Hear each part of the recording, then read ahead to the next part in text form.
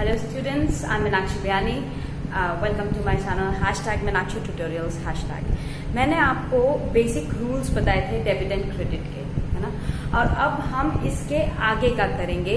आज मैं आपको जर्नल एंट्रीज करना सिखाऊंगी, कैसे हम rules of debit and credit को जर्नल में अप्लाई करते हैं और कैसे हम उससे अलग अलग तरह की जर्नल एंट्रीज करते हैं। लेकिन सबसे पहला काम आप ये करिए, please like share and subscribe my channel if you like my explanation. अगर आप लोगों को समझ आता है and if you want my videos, if you want to see my videos, please like, share and subscribe my channel. So let me continue with the journal entries. मैंने कुछ entries आपके लिए सेलेक्ट करके रखी है। पूरा क्वेश्चन में entries repeat होती हैं, तो हम वो नहीं करेंगे, हम सिलेक्टेड एंट्रीज करेंगे। उसके बावजूद अगर आपको कोई प्रॉब्लम है, कोई क्वेश्चंस ऐसे हैं जो आपको नहीं समझ में आते हैं, कुछ एंट्रीज ऐसी हैं जो आपको क्लियर नहीं है, then you can always ask me in the comment section of my channel. Please आप कमेंट बॉक्स में अपने क्वेश्चंस, अपनी क्वेरीज डाल सकते हैं and I will surely discuss it in my next video. So let me continue with it. And सबसे पहली जैसे परचेजेस है, पहली बात मैं फॉर्मेट बताती हूँ जर्नल एंट्रीज का। जर्नल एंट्रीज के अंदर में देखिए यहाँ पे एक डेबिट का कॉलम और क्रेडिट का कॉलम होता है। ये एलएफ होता है। एलएफ क्या होता है? ये होता है लेजर फोलियो। ठीक है, लेजर फोलियो मतलब जर्नल एंट्रीज का जो नेक्स्ट पार्ट होता है वो हम लेजर बनाते हैं। तो लेजर में कौन से पेज पे ये एंट्री है, otherwise it will be so difficult कि हम इसको हर एक एंट्री को ढूंढेंगे, तो ये बहुत मुश्किल हो जाता है। इसलिए हम यहाँ पे लेजर फोलियो बनाते हैं। एंड यहाँ पे जब हम जर्नल एंट्रीज करते हैं तो इन द बुक्स ऑफ, मतलब जो भी हम लिखेंगे जर्नल ऑफ जो भी बंदे का नाम है जिसकी बुक्स हम बना रहे हैं, यहाँ पे आएगा जर्नल ऑफ सियाराम या जो भी पर्सन का नाम है वो आप यहाँ लिखेंगे। जर्नल एंट्रीज आप शुरू करेंगे। यहाँ आता है आपका डेट, जिस दिन ये एंट्री हुई है, यहाँ आएंगे पर्टिकुलर्स, ये हो गया एलएफ, ये हो गया अमाउंट, ये डेबिट का होगा, ये क्रेडिट का होता है। अमाउंट ये डेबिट का कॉलम है इन रुपीज ऑफ कोर्स, और ये है क्रेडिट का अमाउंट। राइट, सो ये मेरा फॉर्मेट होता है। और इसके बाद जैसे कि मैं आपको पहले भी बता चुकी हूँ कि यहाँ पे हम एक लाइन लगाते हैं इनको क्लोज करने के लिए। मैं आपको कुछ नॉर्मल चीजें बताती हूँ, जैसे हम जब गुड्स परचेज करते हैं। मैंने आपको दो चीजें बताई हैं, जैसे हम गुड्स परचेज करते हैं या असेट्स परचेज करते हैं, ये दोनों अलग अलग चीजें होती हैं। जब हम डे टू डे बिजनेस के गुड्स परचेज करते हैं तो उसके लिए हम एंट्री करते हैं purchases account DR to cash account, purchases account debit to cash account. क्यों? Debit what comes in, credit what goes out. Goods are coming, जिस गुड्स को आप बेचते हो, जिस चीज का आप बिजनेस करते हो वो आ रहे हैं, और जा क्या रहा है? कैश जा रहा है आपसे। आपके पास से क्या चीज जा रही है? आपके पास से कैश जो है वो कम हो रही है। और डेबिट हमेशा यहाँ लिखते हैं इस कॉर्नर पे, और उसके बाद हम यहाँ पे नरेशन लिखते हैं। इसको लिखना बहुत जरूरी है, अदरवाइज इसके मार्क्स डिडक्ट हो जाते हैं आपके। नरेशन, अगर आपको कुछ नहीं समझ में आता है, जो क्वेश्चन का स्टेटमेंट है, बीइंग करके या फॉर करके आप उसको लिख दीजिए। अदरवाइज आप बहुत सिंपल लिख सकते हैं, being goods purchase for cash.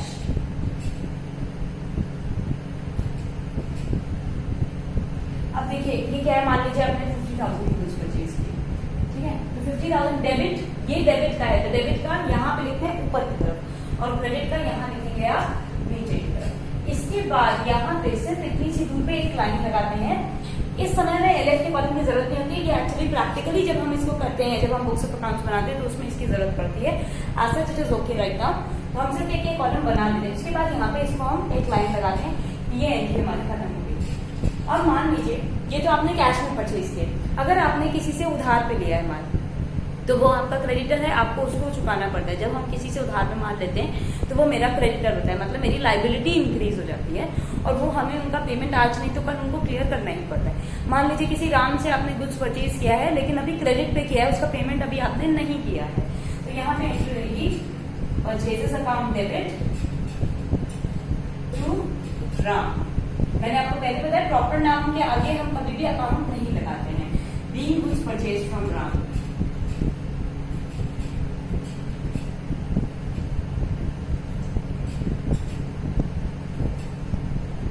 ठीक है, and payment is not done, so it is a credit entry. तो ये हम इसमें कैश का नाम नहीं लेंगे क्योंकि हमने कैश पेमेंट नहीं किया। मान लीजिए 40,000 की एंट्री, ठीक। अब मैं सारे में नरेशन नहीं लिख के बताऊंगी, आपको ओरली बता दूंगी कि नरेशन में आपको क्या लिखना है। अब एक परचेज से रिलेटेड थर्ड चीज होती है हमारी परचेज रिटर्न, मान लीजिए गुड्स जो थे जैसे मैं चाहती थी वैसे कुछ नहीं आए या कुछ गुड्स डिफेक्टिव आए हैं या ऐसी कोई प्रॉब्लम हुई है, तो इन दैट केस हम वो कुछ नहीं रखते ना, हम उन्हें रिटर्न कर देते हैं। क्योंकि परचेजेस डेबिट का आइटम है, इसलिए परचेज रिटर्न हमेशा क्रेडिट का आइटम होगा, क्योंकि वो गुड्स वापस जा रहे हैं। Credit what goes out, so purchase return means goods are going out. ये परचेज रिटर्न जैसे आप ऑब्वियसली कैश में नहीं होता है, ये मान लीजिए ये राम के जो गुड्स लिए थे उसी में से 10,000 के गुड्स आपने रिटर्न कर दिए, तो Ram debit to purchase return account, ये होता है। और मान लीजिए ये मैंने 10,000 के गुड्स थे वो रिटर्न कर दिए, so being goods returned because they were not up to the mark, or being goods returned because they were defective। तो इस तरीके से करके आप ये परचेज रिटर्न और कैसे आप कैश परचेजेस को डील करते हो, कैसे आप क्रेडिट परचेजेस को डील करते हो। सिमिलरली अब मैं आपको सेल्स का बताती हूँ। सेल्स की मैं आपको 3 एंट्री इसी तरह से करके बताती हूँ। सेल्स रिटर्न, अगर आपने उधार पे माल बेचा है यानी कि आपके डेटर्स क्रिएट हो गए। जब भी आप ध्यान रखिएगा, जब हम उधार पे परचेज करते हैं तो मेरे क्रेडिटर्स क्रिएट होते हैं, और जब मैं उधार पे बेचती हूँ तो मेरे डेटर्स क्रिएट होते हैं, तो उनसे हमको पैसा लेना होता है। डेटर्स हमेशा एसेट्स होते हैं, क्योंकि आज नहीं तो कल उनसे हमको पैसा मिल ही जाएगा, और वो लाइबिलिटीज होती है हमारे जो क्रेडिटर होते हैं, क्योंकि हमें उन्हें चुकाना है।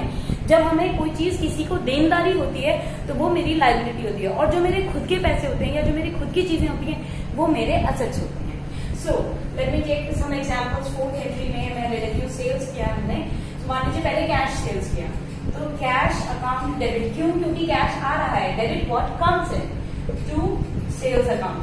सेल्स जैसा मैंने कहा डे टू डे बिजनेस के जितने भी गुड्स होते हैं उनको हम परचेजेस और सेल्स के नाम से लिखते हैं। यहाँ नरेशन क्या लिखेंगे? Being goods sold for cash, और यहाँ मान लीजिए आपके 20,000 के गुड्स थे जो कि आपने बेच दिए। यही आपने अगर उधार पे लिया होगा किसी श्याम से। सो 5th एंट्री आपकी हो जाएगी श्याम दिया, Shyam debit to sales account, क्योंकि आपने उधार पे बेचा है, आपका डेटर क्रिएट हुआ है। मान लीजिए ये आपके थे 20,000 के लिए हम ले लेते हैं। अब इसी में से 5,000 के गुड्स आपको पसंद, आपके जो कस्टमर थे उनको पसंद नहीं आए, या maybe they were not up to the mark, तो उन्होंने आपको रिटर्न कर दिए। इन दैट केस आपकी जो एंट्री होती है वो होती है, क्योंकि सेल्स क्रेडिट का आइटम है इसलिए सेल्स रिटर्न डेबिट का आइटम होगा। जैसा मैंने कहा परचेजेस डेबिट का होता है तो परचेज रिटर्न क्रेडिट का आइटम होता है। सेल्स क्रेडिट का आइटम है तो सेल्स रिटर्न डेबिट का आइटम होगा। शॉर्टकट्स मारने की आदत होगी ना। Sales return account DR to Shyam SH। Okay, तो ये वहां पे आप लिखोगे being goods return by Shyam. Okay, तो आप इसका कर दोगे। मान लीजिए 5,000 के गुड्स थे, ये आपको वापस मिल गए, और उसके बाद आप ये लाइन लगा देंगे। अच्छा, जब हमको गुड्स मिलते हैं या हम उन्हें बेचते हैं तो कुछ चीजें होती हैं, जैसे कि आपको डिस्काउंट मिलता है। आप किसी दुकान पे जाते हो, गुड्स लेकर के आते हो, तो आपको मान लीजिए कहेगा कि यार आपके नाम से मैंने आपको 10% डिस्काउंट दिया है, तो that is cash discount. Whereas जब दो बिजनेस हाउसेस आपस में डील करते हैं तब उनके बीच के जो ट्रांजैक्शन होते हैं वो जो देते हैं वो होता है ट्रेड डिस्काउंट।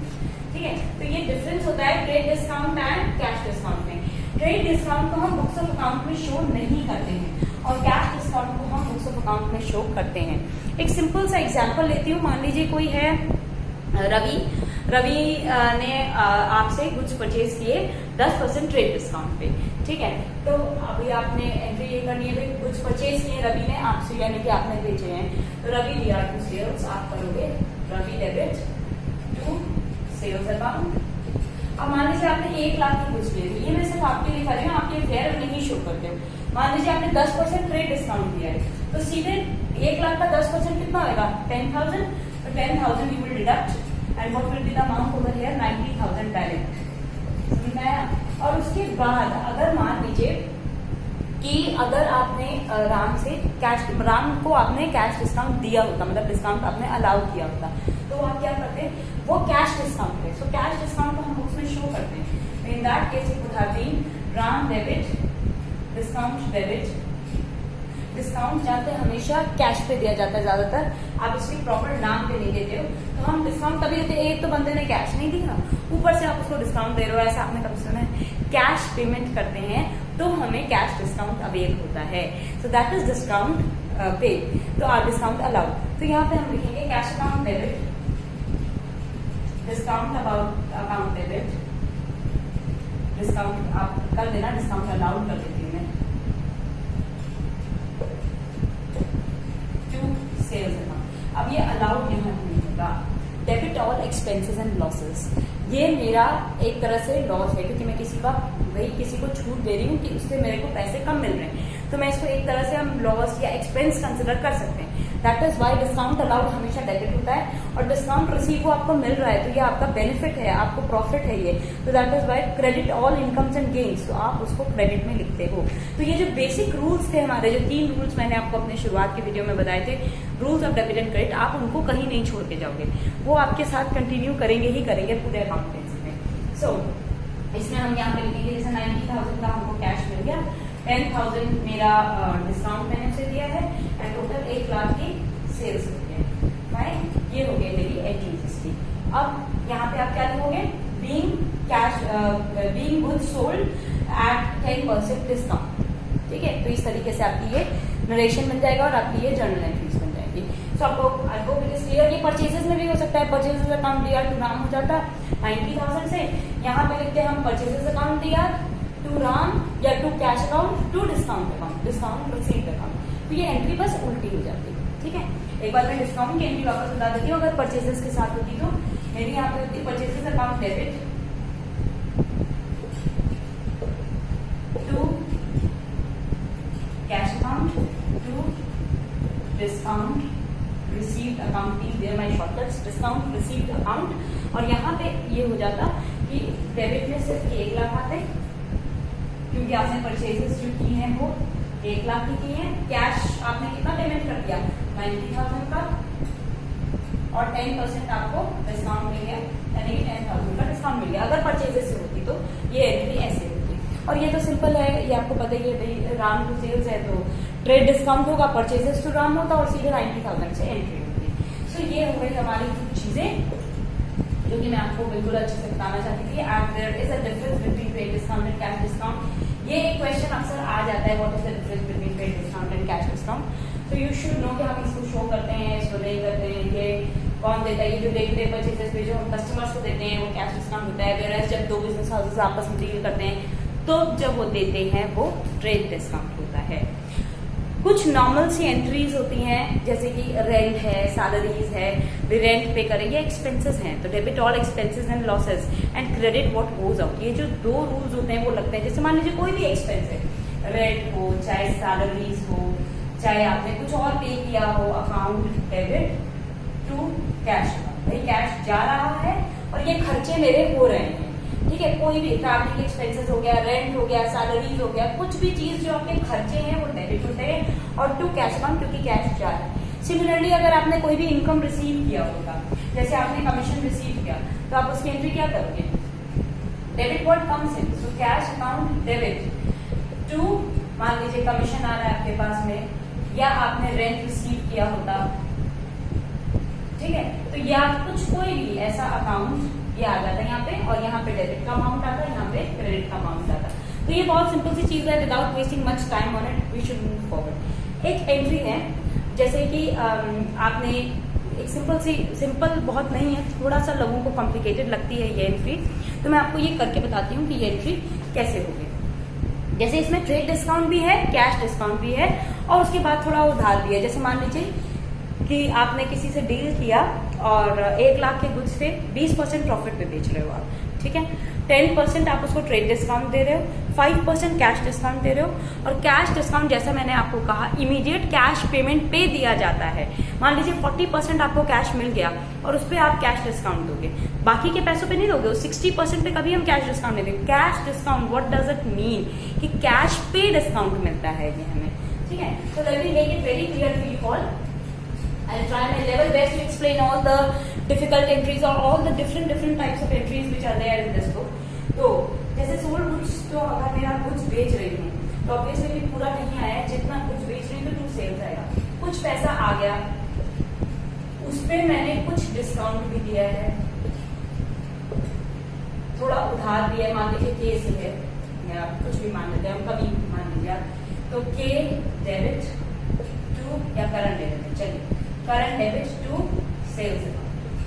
ठीक है, मान लेती हूँ मैं कि मेरे जो गुड्स थे, जैसे 1 लाख के गुड्स थे, 20% प्रॉफिट, 1 लाख का, ये सिर्फ वर्किंग नोट्स है, ये मैं आपके लिए कर रही हूँ, आपको शो करने के लिए कि ये अमाउंट, हर एक अमाउंट हमारा कैसे निकल रहा है।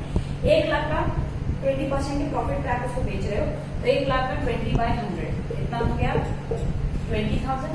अब ये गुड्स वैसे कितने के हो गए, 1,20,000, लेकिन आप इसको ट्रेड डिस्काउंट दे रहे हो। ट्रेड डिस्काउंट कितने का दे रहे हो, 10% का, तो 1,20,000 का 10% होता है मेरे पास में 12,000।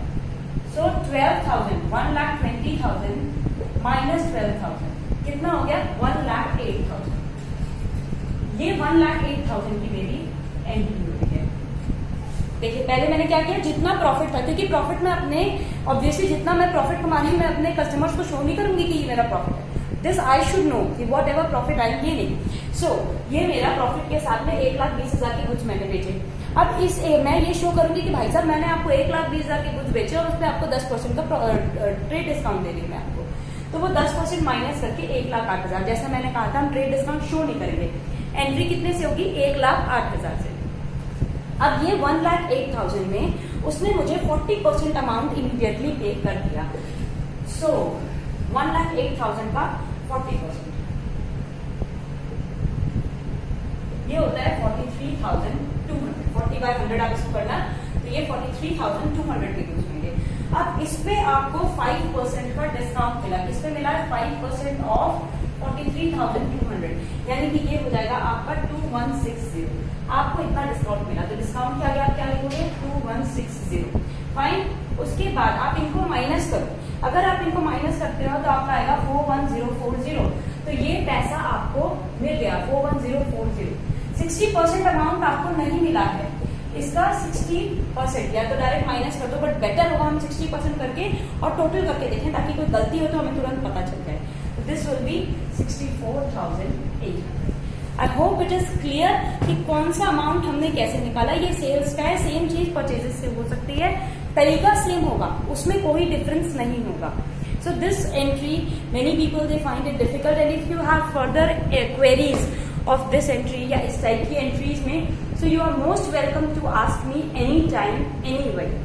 आप कभी भी मुझे कमेंट सेक्शन में अपने क्वेश्चंस पूछ सकते हो। कोई पर्टिकुलर एंट्री है तो आप वो भी पूछ सकते हो, मैं उसका रिप्लाई आपको जरूर करूंगी, but for that you will have to subscribe for my channel, ताकि आपकी जो भी प्रॉब्लम्स हों, जो भी क्वेरीज हो, मैं इमीडिएटली ले सकूँ।